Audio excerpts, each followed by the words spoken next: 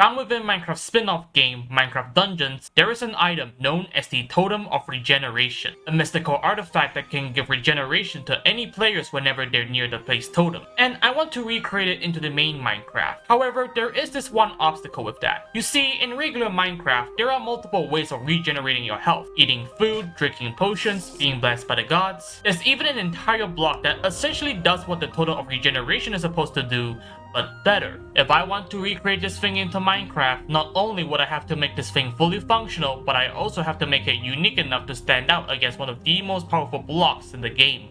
But before I worry about that, I guess the first thing I should do is to actually make the actual item for it. So now when we look it up in the creative menu, it appears. Okay, so I know that it looks kind of small compared to what you'll see on Google, but trust me, this is what you're gonna have to work with when you have limited space for pixel art. Now, the next thing I need to do is to make its block version. So right now, this is the progress for the Totem of Regeneration block, and I'm trying to be very careful to not make it a block high, otherwise it'll just look too chunky. Now, you might be wondering why there are like 2 cubes here for the head part, but I think it's better to just show you after I finish texturing the block.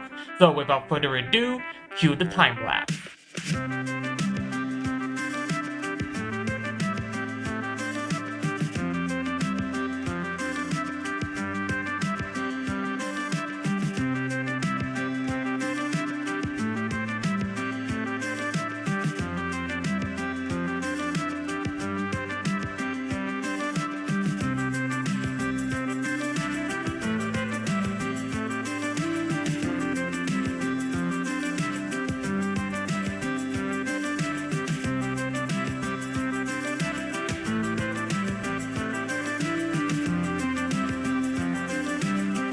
And boom, we have the Totem of Regeneration block. So the reason why I have these 2 cubes here for the head part is so that I can have this like little cut out barks here sprouting out the actual head part.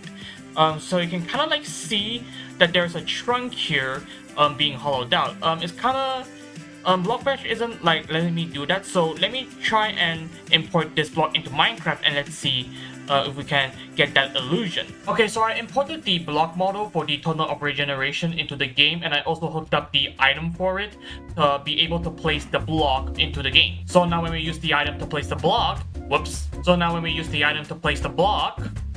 it appears. Okay, so clearly I need to change the model for the block, or at least how it renders, because it kinda looks like it's rendering the same way how glass renders. Okay, so I changed the model for the totem block, and now you can kind of see that it looks like a wooden totem. The next thing I need to do is to make the totem functional. Basically, I need the totem block to give the regeneration effect to the players. Okay, so I got it working now, so when you place a totem of regeneration into the world, it'll give the player the regeneration effect. Now, this is all good, but low-key this feels a bit too overpowered, since you can't just like spam a bunch of totems in the world and you have like unlimited regeneration.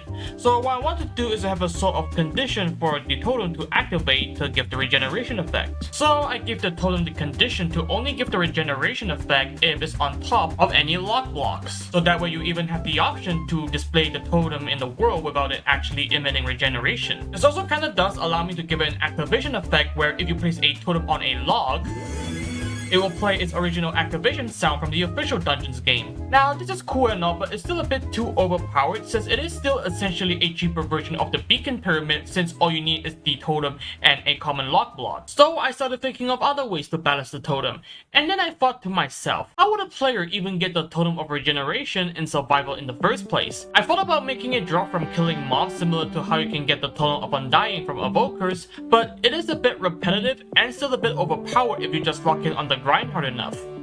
Or if you build a mob farm. Then I thought about making the totem craftable with locks and a special item. But let's say if I do make it craftable with any locks in the game, I feel like people will start asking to make different variations of the totem being made with different locks, and I don't want to do that since it will kind of clash with the totem's existing aesthetics. Wow, that is a weird way to say it, oh my gosh. And 2, I'm not exactly sure where the players can even get the special item that would eventually be the heart of the totem, or what would the item even be. I thought about using other rare items like the Totem of Undying, cause like why not, or the Heart of the Sea, or a Wither Star since they're already used to craft beacons. But ultimately, they all don't make that much sense because, well, they don't exactly represent a heart. I even thought about some sort of way for the players to donate their own permanent hearts as a sort of sacrifice, but let's be for real here, this isn't the Lifesteal SMP. Then I thought about finding them in a loot chest, but it still feels way too easy even if I made it rare for it to appear. And then it hit me, we have the Trail of Ruins, a structure buried underground representing the remnants of an ancient civilization, and within these ruins there are these special blocks called suspicious gravel where players can sometimes get rare items like pottery shards by interacting the block with a brush. And I figured, considering that we can find pottery shards in these structures, what's to say we can find another rare item within these ruins? Perhaps a certain wooden totem of regeneration, perchance? Like, if you really think about it lore-wise, it could be possible that whoever lived in the Trail Ruins could have used these totems as a sort of ritual worshipping idol, a bit reminiscent to real life. And the Indiana Jones movies. Who knows, it could be said that the totem was the heart of their town, until it wasn't. I'm not exactly sure what will happen to these guys, but given the fact that there is a pottery shard with a heart symbol and another one with a heartbreak symbol, yeah, it's safe to assume that these ancient civilizations could have some sort of accident with their totem, and the heartbreak shard could be a depiction of that accident. Maybe they rage-baited and angered Zues in the past, who knows? Regardless, this could be a great fitting to find the Totem of Regeneration. How exactly did the wood not rot away after being buried for years? I don't know. So with that said, I made it so that if you find a trail ruin, there is a rare chance that you can find a Totem of Regeneration from brushing a suspicious gravel. And I guess that the Totem of Regeneration is pretty well balanced. If players chose the Beacon Pyramid, they will have to get a lot of resources to set it up, but they can also select another additional effect when selecting the Regeneration effect. And if players chose the Totem of Regeneration, they can easily set it up and it's cheap, but I would say it is a bit harder to find them since you need to find a trail ruin first. Speaking of which, I guess while I'm at it, maybe I could also add some lighting or ambient effects to maybe decorate the totem. So let's see where I can go with this. So I made the totem spawn these heart particles, the animal breeding one, within a 16 block radius. The reason why I'm doing this is to have a sort of visual indicator to show how close the player has to be to the totem to get the regeneration effect. Right now I'm building this sort of like, you can kind of like see a sort of shape here going on. So what I'm trying to do now is to show that affecting radius. So right now we can see a lot of heart particles here, so we can kind of like see that this is the affecting radius. We don't have the regeneration effect, so when we get close to it, we're gonna eventually get the regeneration effect. So as long as we're remaining within the radius, we're gonna continuously get the regeneration effect, and once we get out of that radius, will no longer being supplied unlimited regeneration. Now, I'm not going to use these heart particles because it does look a bit too odd, a bit too noisy, especially within a more nature-looking environment. So I guess what I should do is to make my own custom particles solely for the totem. Alright, I drew the textures for the ambience particle. I'm kind of referencing the white particles from the original totem from Dungeons, and yeah, I think it kind of achieves that glowy effect, if you know what I mean. Okay, so now I changed the particle. And now, okay, so it's a bit too noisy. Let me just get rid of some of these. Okay, so looking at it right now, I think this is still okay. They're floating up a bit, and then they kind of like suspend a bit before they disappear. Some of them are a bit closer to the ground compared to those more closer to the sky, but I think that is this is still okay, I guess. Now there is this one thing I want to test. I want to see if the particles glow in the dark. Okay, I think I need to tweak it a bit to make it more emissive, more luminescent, whatever the word is. So I guess maybe I can borrow some of the code for the firefly particles. And now when we go back into the game, yo, this is sick. Wait, let me look at it from afar. Yo, this is cool. Oh man, this is working better than I thought.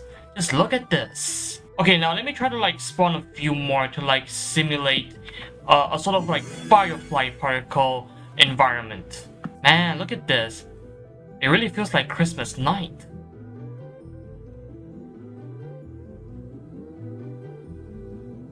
Okay, so something that I noticed is that I think I need to tweak the fading effect a bit because the particle right now kind of glitches, as you can see with the brighter background. As you can see, there's these darker ones that appear. So let me go and change the fading effect a bit. Okay, so I changed the particles fading system and now it looks smoother. Now it actually looks smoother. So now you can see that there aren't any black particles spawning around. And let us set it to nighttime, and yeah, it looks pretty cool.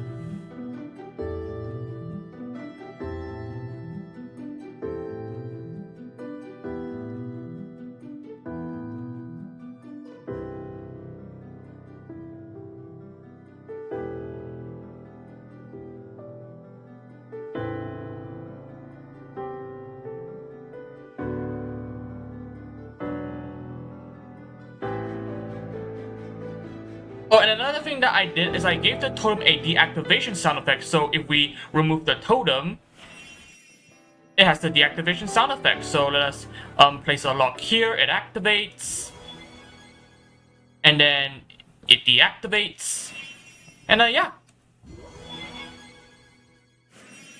And yeah, I think that just about does it for the mod. I mean, don't really expect too much considering that we're only working with one block here. So it's definitely gonna be a shorter video, but nonetheless, I hope you guys still enjoy it. Now, I will release the mod at some point, but I still have a few things to work on. So I guess in the meantime, I am gonna try and release the beta version on my Discord server, just so people over there can like playtest it. Since the server is like dead silent. So if you want to try out some early versions of my mod, you can go into the Discord server and, well, try them out. And yeah, that's about it. Thank you so much for watching, and I'll see you in the next video. Alright people, 5 hours until Minecraft Live!